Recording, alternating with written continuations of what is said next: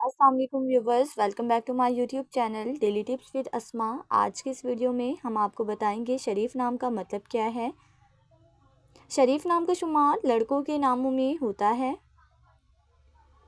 शरीफ नाम की इब्तदाई तारीख अरबी ज़ुबान से निकलती है।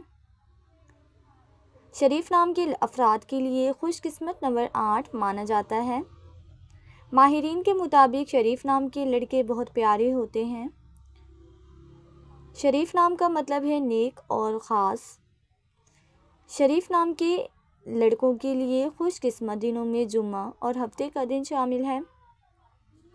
शरीफ नाम के अफराद के लिए मुवाफिक रंगों में नीला, बनफशी और काला रंग शामिल है।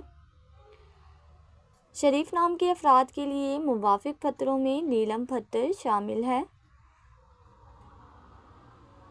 खुशकिस्मती वाली धातों में हिंसों के हिसाब से लोहा शामिल है। फ्रेंड्स, अगर आप अपने नाम का मतलब जानना चाहते हैं तो कमेंट बॉक्स में अपना नाम लिखें।